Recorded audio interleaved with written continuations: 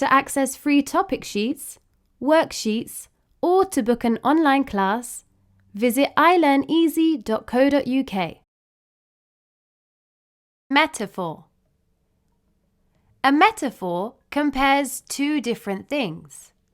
This includes objects, ideas, feelings, or thoughts. We say that something is something else. Remember that we can also use other forms of the verb to be. For example, am, are, was, and were. For example, Jim is a giraffe. So this doesn't literally mean that Jim is a giraffe. Instead, this metaphor compares Jim with a giraffe. Although they are two different things, they're being compared due to their common characteristic, which is their height. So essentially, I'm saying that Jim is very tall. Metaphors make sentences more interesting and create an image in the reader's mind.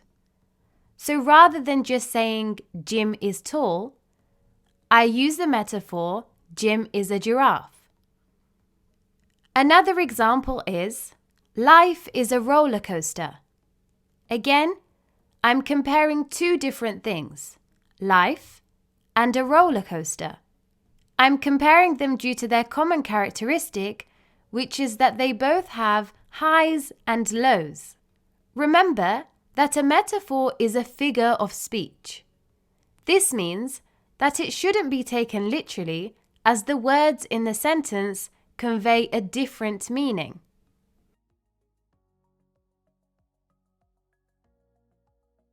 Simile. A simile compares two different things. We say that something is like or as something else. For example, Jim is as tall as a giraffe. In this example, the simile compares two different things that are compared due to their common characteristic, which is their height. So essentially, I'm saying that Jim is very tall. The simile makes the sentence more interesting and creates an image in the reader's mind, rather than simply just saying Jim is tall. Another example is she swam like a fish. Again, this simile compares two different things due to their common characteristic, which is that they can both swim very well. Remember that a simile is a figure of speech. This means that it shouldn't be taken literally, as the words in the sentence convey a different meaning. Lastly, remember that similes always includes the words like or as.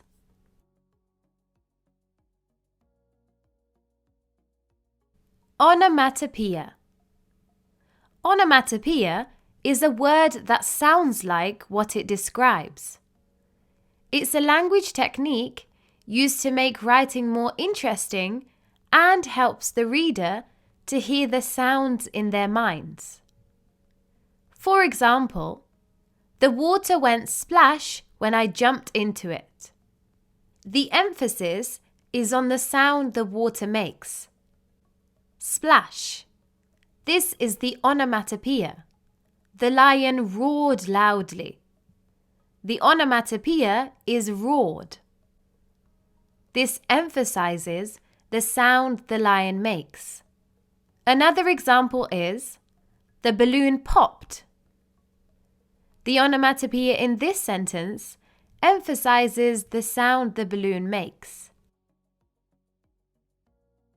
Personification. Personification is when we assign human qualities to something that isn't human. These can be movements, emotions, or senses. For example, the tree is dancing in the wind. So, we know that trees don't have the human quality of dancing. However, this language technique makes the sentence more interesting and creates an image in the reader's mind. It sounds more interesting than just saying the tree is moving in the wind. Another example is the stars winked in the night sky. Remember that personification is a figure of speech. Therefore, it shouldn't be taken literally, as the words in the sentence convey a different meaning. Idiom. An idiom is a group of words that have a different meaning from the literal meaning. They're interesting ways to get a point across. Idioms are commonly used in spoken English. For example, break a leg. So, this doesn't literally mean break a leg. Rather, it means good luck. For example, I could say, I know you can do well on your exam. Break a leg. Another example is, the exam was a piece of cake. So, this means that the exam was very easy.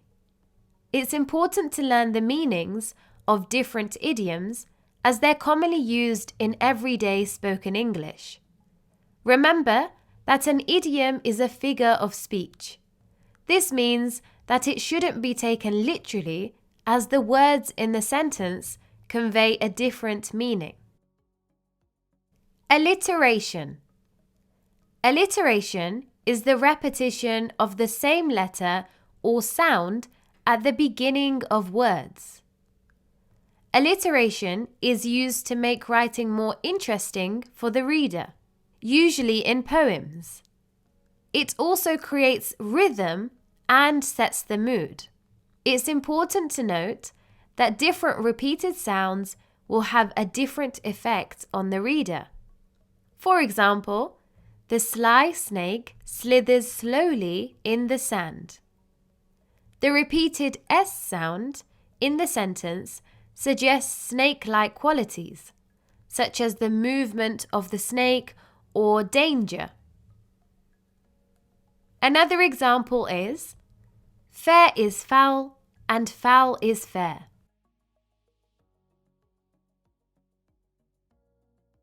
Hyperbole. Hyperbole is an exaggerated statement.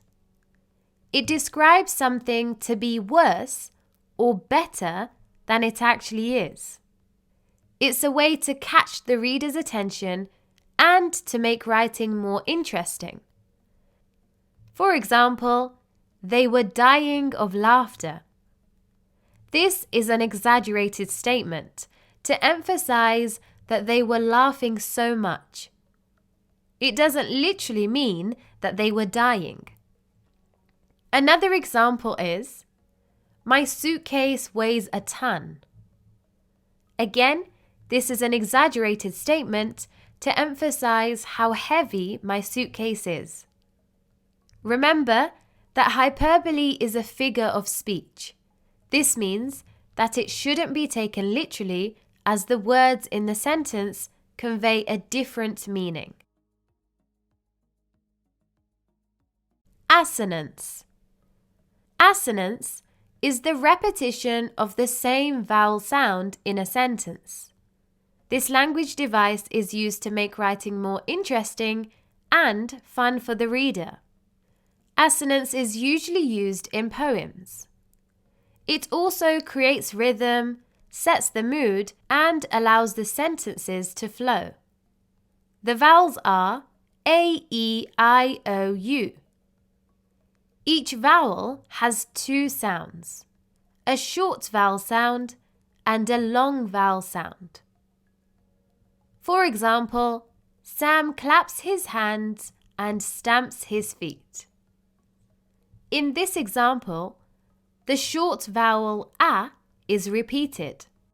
Another example is, the rain in Spain falls mainly on the plain. In this example, the long vowel sound A is repeated. Oxymoron.